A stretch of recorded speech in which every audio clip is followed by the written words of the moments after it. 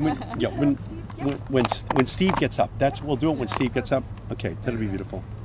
Beautiful. So, good afternoon, everyone, and thank you for being here. I want to thank my great partners who have fought for years to get this monumental piece of legislation passed. Our great Democratic Majority Leader, Chuck Schumer. Thank you. John Cornyn from Texas, who has just been such a great leader on this issue. My Democratic partner, Tina Smith, for all of your great leadership. We're also going to be joined by Congresswoman Sheila Jackson Lee, Congressman Danny Davis, and Steve Williams, who is the president of the National Juneteenth Observance Foundation.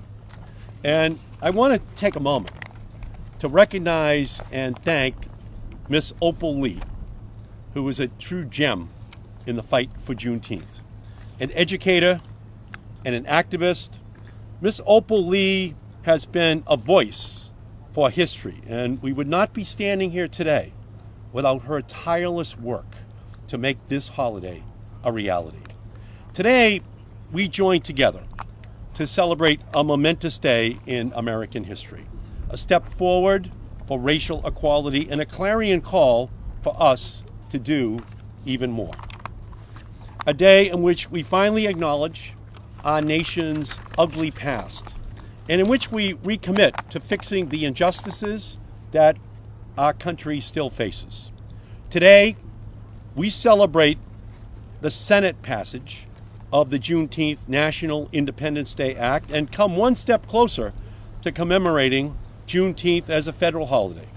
And this afternoon, the House of Representatives is poised to take a vote and send our legislation one step closer to President Biden's desk. For far too long, the story of our nation's history has been incomplete. The truth has been hidden as we have failed to acknowledge, address, and come to grips with our nation's original sin of slavery. We cannot ignore the ugly toll that it took, and we cannot turn away as it continues to worsen inequality and injustice for Black Americans today. The disparate treatment and mistreatment of Black and brown Americans still permeates our society. It infects our courts, our schools, our hospitals, and our places of work. It reflects the unfulfilled promise of a nation built upon the notion that all are created equal.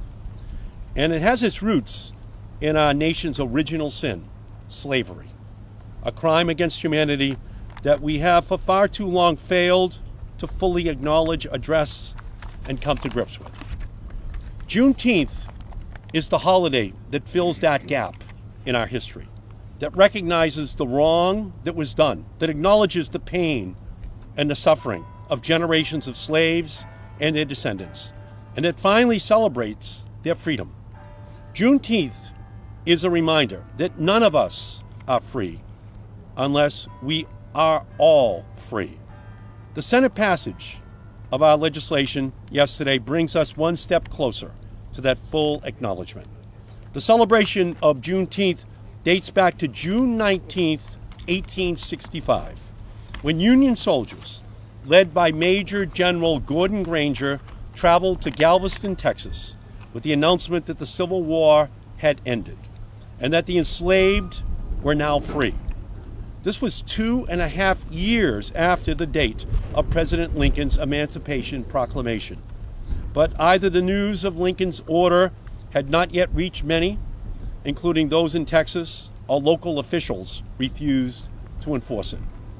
So while freedom was delayed for Black Americans following the end of the Civil War, we will delay no longer in recognizing the day it finally arrived by making Juneteenth a federal holiday. The Juneteenth National Independence Day Act does not right the wrongs of our nation's past, but it finally gives recognition and voice to those who suffered. It finally makes this day of celebration and liberation recorded history.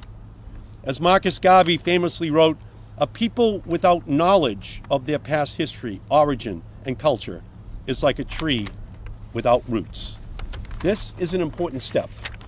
We are recognizing the truth of our history and the missing half of the story of our nation's freedom and independence.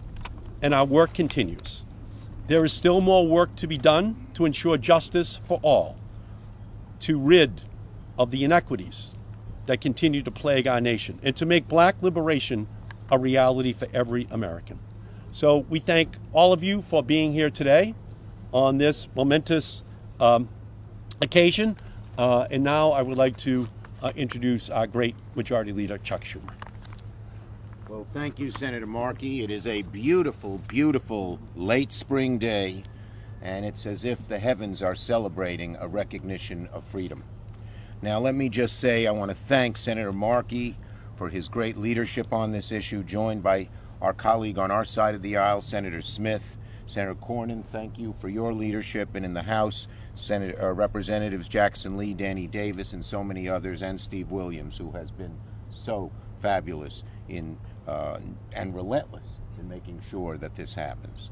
Now, yesterday, the Senate came together, and we passed unanimously, the bill that says Juneteenth is a federal holiday. It was an important moment for recognizing our history, not shrinking from it, not sweeping it under the rug, not denying it, but staring it directly in the face. If signed into law, the bill would finally give due recognition to one of the most underappreciated events in our nation's history. The day that Union generals arrived in Galveston and informed enslaved African Americans that the war was over and that they were finally free. 2.5 years after the Emancipation Proclamation was issued. Juneteenth unquestionably deserves a place among our nation's most important celebrations, but it will be a day of remembrance as well as a day of celebration. Like Martin Luther King Day, it'll be a day for Americans to reflect on the great unfinished business of our society, the long march to achieve full justice for all our citizens.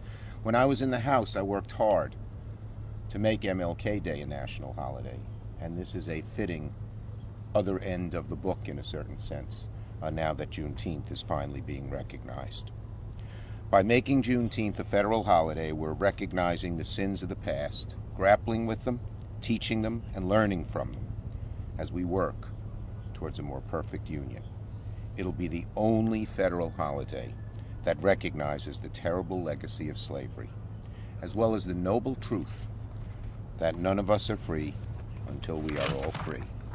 So thank you to my colleagues here, and those who couldn't be. I want to mention Senator Booker. He couldn't be here because of a family situation, an illness in his family, as well as the volunteers and activists and caretakers of our nation's history who push this long overdue recognition that this legislation is a tribute to your efforts. I greatly look forward to seeing the House pass the bill later today and sending it to the President's desk by the end of the week. Thank you. Thank you, Leader Schumer. Now we'll recognize our Republican partner on the legislation, Senator Cornyn from Texas. Thank you. Thanks, Ed. There's nothing more powerful than an idea whose time has come.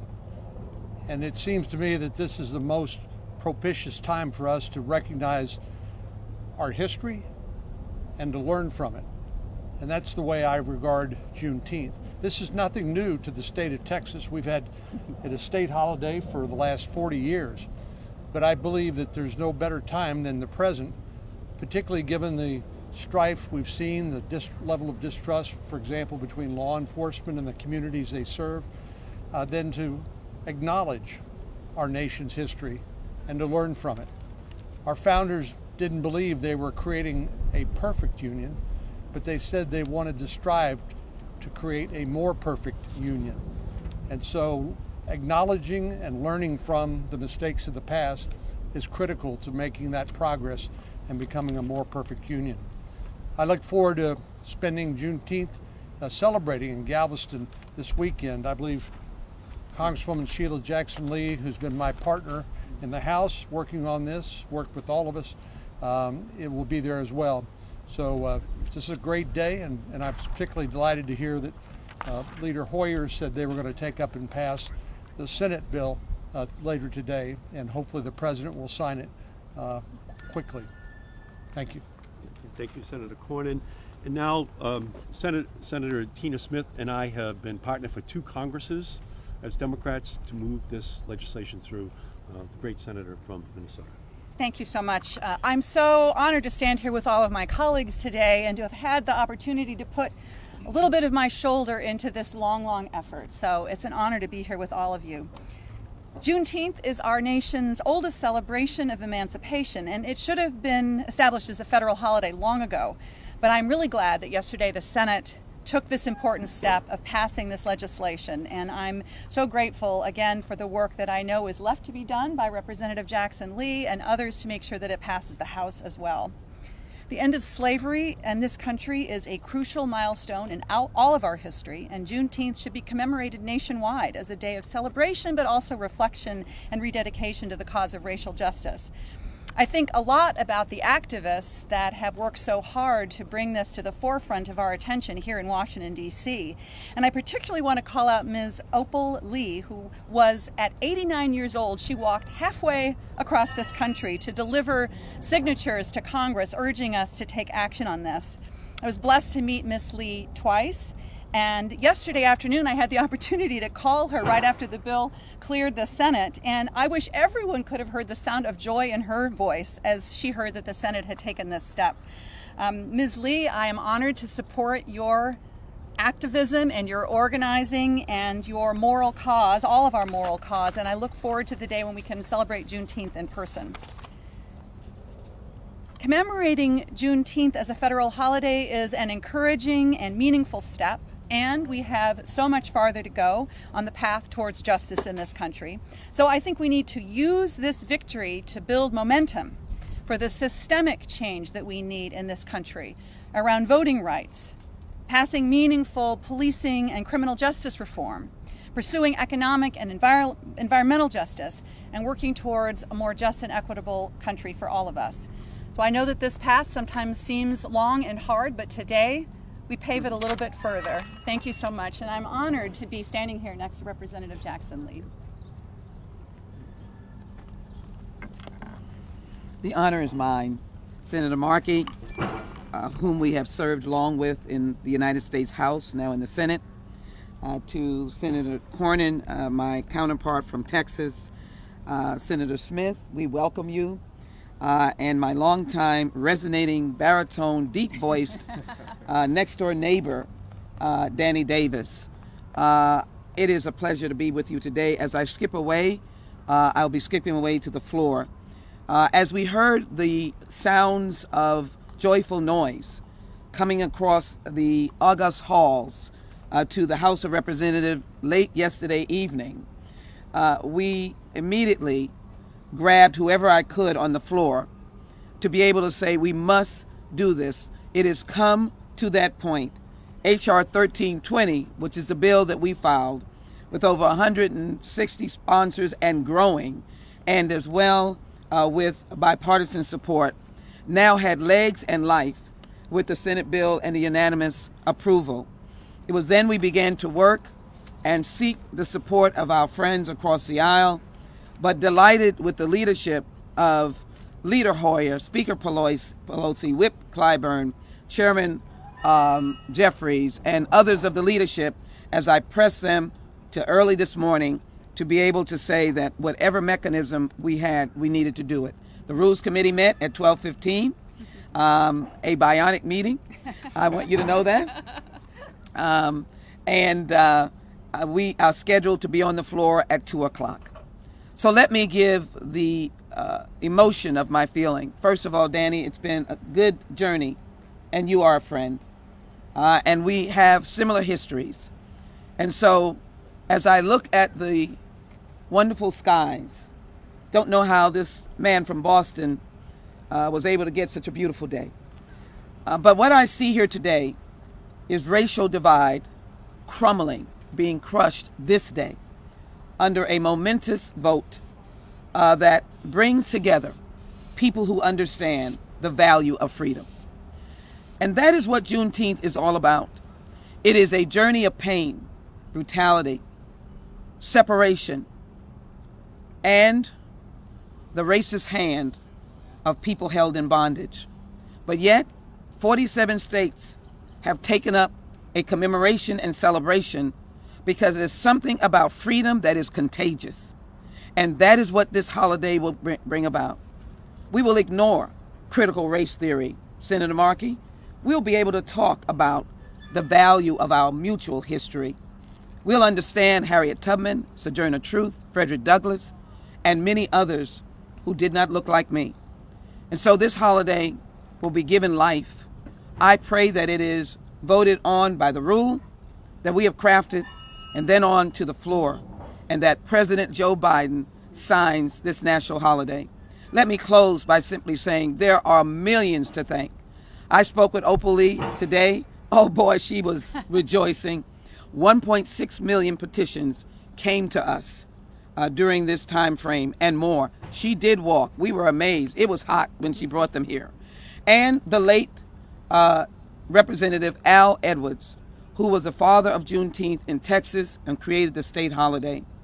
I don't want to start anything, but my office will be closed on Friday because it is on Saturday.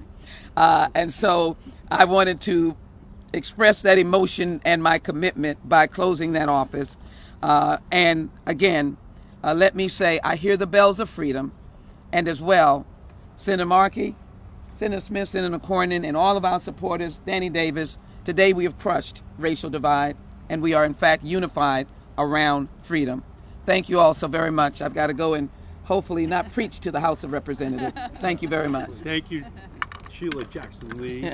and now from Danny Davis from the great city of Chicago. Let me just be very brief and commend the Senate for leading us to where we need to be this afternoon.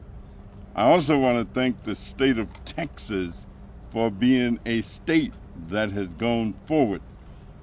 But also, in addition to Ms. Lee, there's another activist, Dr. Ron Myers, who for years and years was a practicing physician in Greenville, Mississippi, but found a way to be all over the country pushing Juneteenth.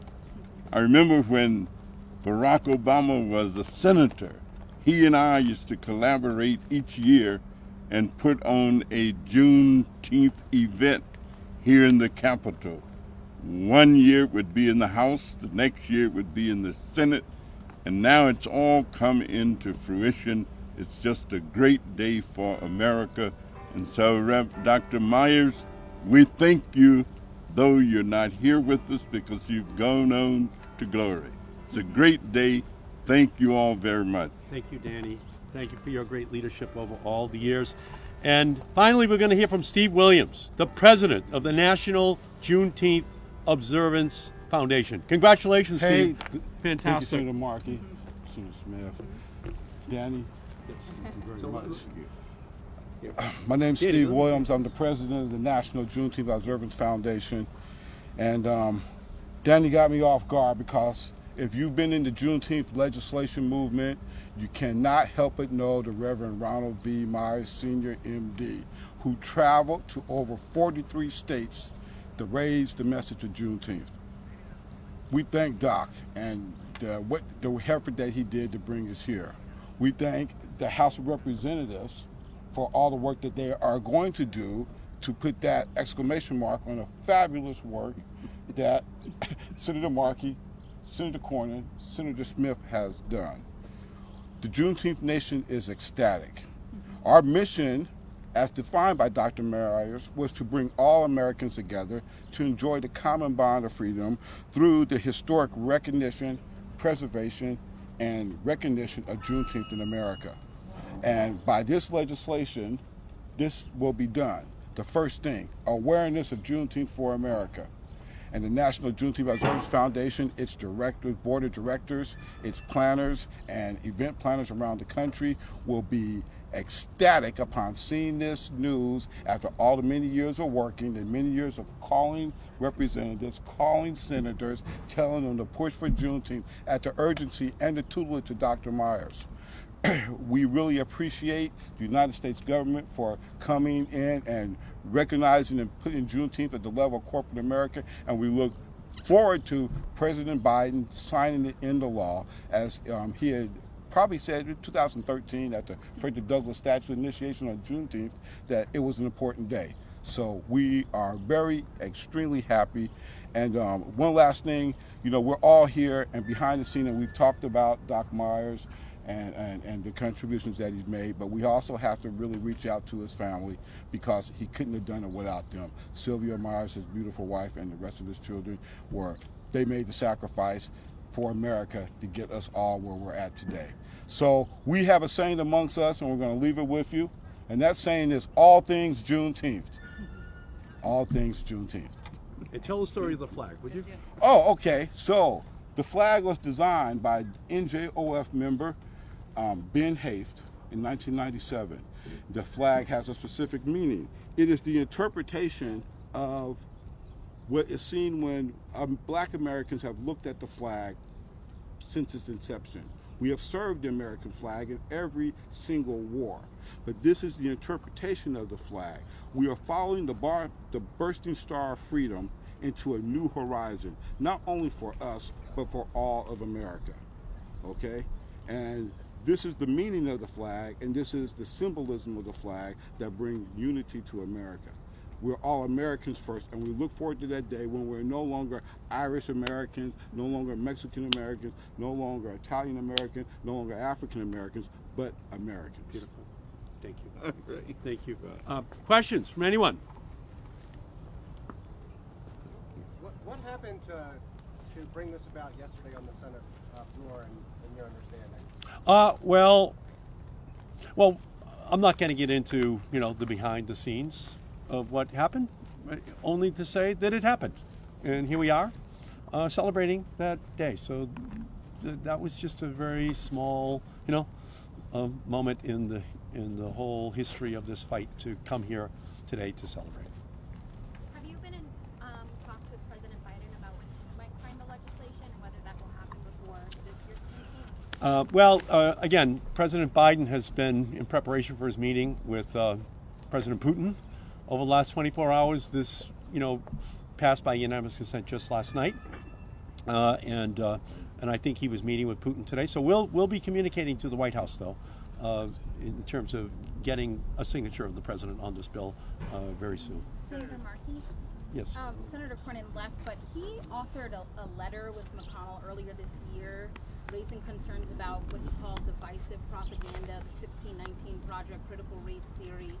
Do you see Republicans and his specifically opposition to that in conflict with him acknowledging Juneteenth as acknowledging history and something for, he said that the time has come for this? It seems to be in conflict with one another. Well, I'm just glad that we're celebrating here today, and we do know that there's a movement to erase history with attacks on critical race theory, in teaching children about the presence of racism systemically in our country's history. And to a certain extent, that's what this celebration today does. It acknowledges that. It acknowledges slavery as the original sin built into the fabric of the United States Constitution. And we celebrate its eradication formally, but we can't celebrate how deeply racism, as a result of America's policies in the past, is still built into educational, healthcare, housing, and every other policy in our country. So, yes. Senator Markey, the future of the voting rights bill and policing bills are still unclear in the Senate. Is this bill enough, or is this just a way that you see that it provides cover for the GOP or people like she asked that have differing opinions than some of the other? Well, I obviously believe that we need to pass Senate 1, voting rights. We need to pass gun safety legislation. We need to pass comprehensive prison reform, criminal justice reform legislation in this Congress. But at the same time, we celebrate today because that is a recognition of a foundational, critical disease which we actually built into the formation of our country. Please. Well, of course, today is not enough. There's so much more work left to be done, but this is an important day because it is a piece of pavement on that path towards justice. But that path has got to be shaped by passing voting rights legislation, by passing criminal justice reform, and the work that Senator Booker is working on so hard with Senator Scott. And this is not a moment for complacency. This is a moment to rededicate ourselves to that work, and I believe that everybody up here feels that strongly. And again, I want to acknowledge the work that Senator Booker, Cory Booker from New Jersey, played in making today possible as well. I just can't thank him enough for all of his great work. Thank you all so much for being out here today. Thank you, Tina. Congratulations.